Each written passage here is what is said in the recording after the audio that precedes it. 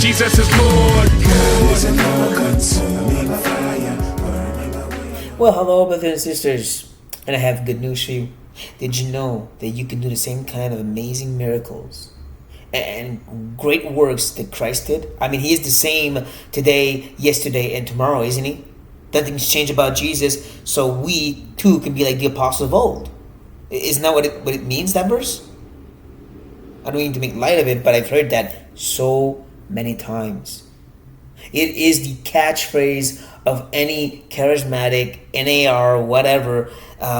Jesus doesn't change. That means we can do the exact same miracles that the apostles did. That's what it means. And I'm not one who's against the idea that God is still at work with miracles and divine gifts, actually. But that's a subject for another time. What my problem is, what is that verse actually saying? See, it's saying that in a context. First of all, the book of Hebrews. As we round out the book of Hebrews, we get to the final words of this pastor writing to his church, who were, some of them slipping away, going back to Judaism for their own safety. And in response to this, he wrote a huge letter to tell them, don't, because you're done. There's only Christ, and that's it. And he's trying to show them Christ is everything. And so when he finishes up at chapter 13, he does tell them that Jesus Christ is the same yesterday and today and forever. But he keeps going though. Do not be led away by diverse and strange teachings. For it is good for the heart to be strengthened by grace, not by foods, which have not benefited those devoted to them. We have an altar from which those who serve the tent have no right to eat.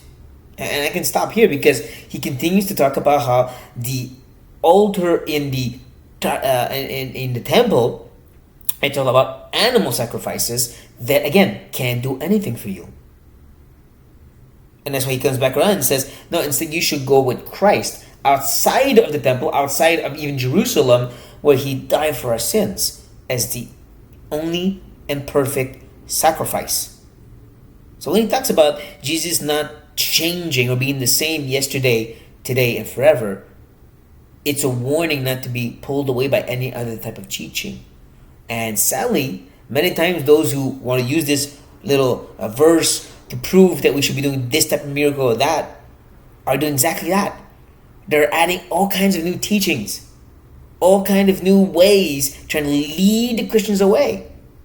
And the verse they're using to convince people that we should be doing these kind of things are the exact same verse that if you kept reading, because the guy didn't speak in verses, he spoke in phrases, right? Whole phrases and paragraphs. That's the way he expressed himself, this author of Hebrews.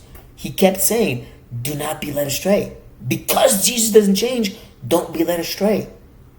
The same teachings he gave is the same now. So these diverse and strange teachings. And you might say, but how can I make the difference? How can I know the difference between their understanding of miracles and stuff and the truth of Jesus? Again, back to the Bible. When you read carefully what these miracles look like, when you look carefully what your primitive church looked like, when you look carefully how very little miracles are actually done in the day-to-day life, and much more is focused on teaching and caring and helping one another.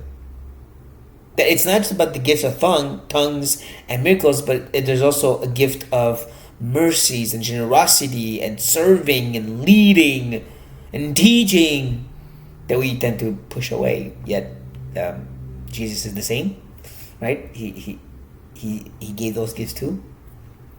So with that said, be careful, because this very verse is telling us to not be led astray by these strange and diverse teachings, because Jesus doesn't change. And so when you know through his apostles what Jesus taught, right? When you know through those who wrote the Gospels what Jesus taught, when you have the fullness of the New Testament really down, like you dig deep in every one of those passages, not just pieces, all of it, the arguments building up in it. When you have all of that from Paul's writings and Peter and James and Jude and John, and you have all of that, then you know what Jesus is and what he wants of us as a Christian, as a church. And you won't be led astray. Sadly, I think many of the movies nowadays who claim Jesus doesn't change, therefore XYZ, have gone away from what he actually taught. And that's, brothers and sisters, is very sad. So, come back to the true Jesus and not the one that they've made up, not the one that they've changed. Come back to the one who is and ever will be the same. And to do that, you must come back to the Bible. So with that, having finished Hebrews, we move on to the other epistles like James and Peter and so forth and so on. See you next time, brothers and sisters, and be blessed.